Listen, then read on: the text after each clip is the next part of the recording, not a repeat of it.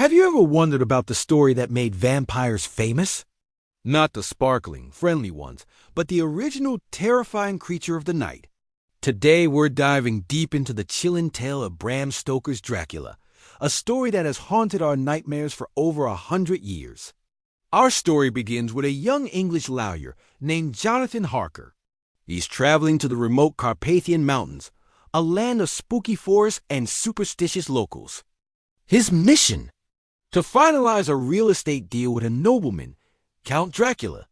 The locals warn him, crossing themselves and whispering about evil.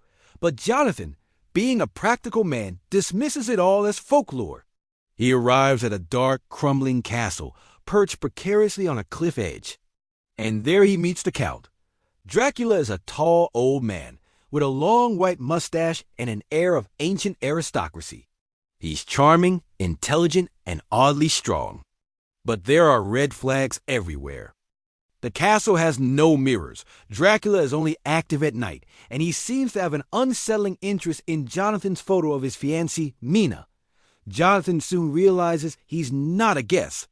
He's a prisoner. One night, exploring the forbidden parts of the castle, he stumbles upon 3 ghostly women who try to attack him before Dracula himself intervenes, claiming Jonathan for his own. Jonathan's journal entries become more and more desperate. He sees the Count scaling the castle walls like a lizard and discovers him sleeping in a coffin filled with earth. The horrifying truth dawns on him. Dracula is not human. He's a monster, a vampire, and he's planning to move to London to feast on its millions of unsuspecting souls. Meanwhile, back in England, Jonathan's beloved fiancée, Mina Murray, is worried. She hasn't heard from him in weeks. She's staying with her best friend, the beautiful and vivacious Lucy Westenra. Lucy has just received 3 marriage proposals in one day from 3 impressive men. Dr. John Seward, a sharp psychiatrist who runs a nearby asylum. Quincy Morris, a brave and wealthy American adventurer. And Arthur Holmwood, a kind English nobleman whom she truly loves and accepts. Life seems perfect for Lucy, but then a strange ship, the Demeter, runs aground during a violent storm. The crew is missing and the captain is found dead, tied to the wheel. The ship's only cargo is a series of wooden boxes filled with Transylvanian earth. And its only passenger, as recorded in the captain's log, was a large dog-like creature that leaped ashore and vanished. Soon after, Lucy begins to act strangely. She starts sleepwalking, and one night, Mina finds her in a churchyard, with a tall, dark figure looming over her. Lucy grows pale and weak, with 2 tiny, mysterious puncture marks on her neck. Worried, Dr. Seward calls in his old mentor, the brilliant Professor Abraham Van Helsing. Van Helsing is an expert in medicine, philosophy, and, crucially, obscure and ancient lore. He immediately recognizes the signs. Lucy is being drained of her life by a vampire. The men, including Arthur, Quincy, and Dr. Seward, rally around her, giving her blood transfusion after blood transfusion. Van Helsing surrounds her with garlic flowers and crucifixes, trying to protect her from the nightly visitor. But their efforts are in vain. One night, a wolf shatters the window of Lucy's room. Her terrified mother has a heart attack, and in the chaos, the garlic is removed. Dracula seizes his chance. Lucy dies, but her story doesn't end there. Soon, newspapers report a bloofer lady, a beautiful lady in white, who is luring children away and biting them. Van Helsing knows this is Lucy, now risen as one of the undead. He must convince her grieving fiancé Arthur of the terrible truth. He takes Arthur, Quincy, and Dr. Seward to Lucy's tomb at night. They find it empty.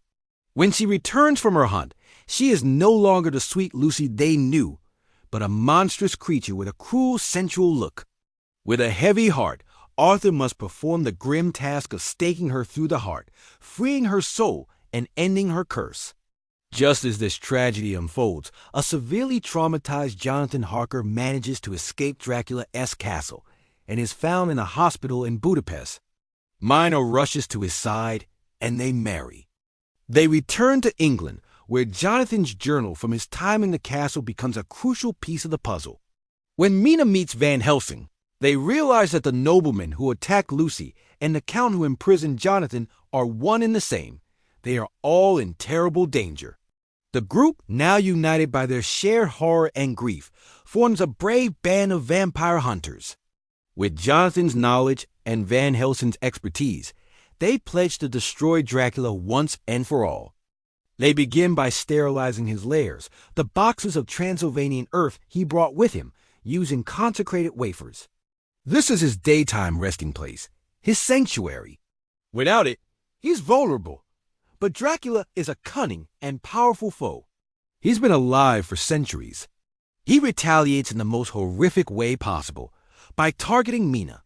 One night, the hunters break into Dr. Seward's asylum only to find a ghastly scene. Dracula is there, forcing Mina to drink blood from a wound on his own chest, creating an unholy psychic bond between them. He tells them, "Your girls that you all love are mine already, and through them you and others shall yet be mine." This is his ultimate revenge. He has tainted the purest soul among them. Now, Mina is in danger of becoming a vampire herself, and worse, Dracula can see through her eyes, know their plans, and track their movements. But the heroes turn this curse into a weapon. Van Helsing hypnotizes Mina during the moments when Dracula's influence is weak, just before sunrise and sunset. Through her psychic link, she can vaguely sense Dracula's surroundings. "I can hear the waves lapping. I can feel the ship moving," she'd say. They realize Dracula is fleeing back to Transylvania, back to the safety of his castle. The chase is on. The final act is a desperate race against time across Europe. The hunters split up. Jonathan and Arthur take a steamship, hoping to intercept Dracula's boat at the port. Quincy and Dr. Seward ride on horseback along the riverbank. Van Helsing and Mina travel directly to Castle Dracula to purify and destroy his 3 vampire brides. The tension is unbearable. As sunset approaches, the hunters finally converge on a group of gypsies, transporting Dracula's last coffin just miles from his castle. A frantic, bloody battle erupts. The gypsies fiercely defend their cargo, but the hunters are desperate. As the last rays of the sun disappear over the horizon, Jonathan and Quincy make their final move. Jonathan slashes the coffin open with his cookery knife, slicing through the Count's throat. At the exact same moment, Quincy Morris plunges his Bowie knife into Dracula's heart. For a moment, Dracula's face contorts in a look of hate. But then, as he crumbles into dust, a look of peace settles on his features. The curse is broken. At that very instant, the scar on Mina's forehead, the mark of his unholy baptism, vanishes. She is free. Tragically, Quincy Morris, mortally wounded in the fight, dies peacefully, knowing they have succeeded. The story ends years later. Jonathan and Mina are happily married with a son, whom they've named Quincy. They remember their brave American friend and the terrible darkness they faced together. They stand as a testament to the power of courage, friendship, and love to triumph over even the most ancient and profound evil. And that's the epic, terrifying, and ultimately hopeful story of Dracula. Thanks so much for watching.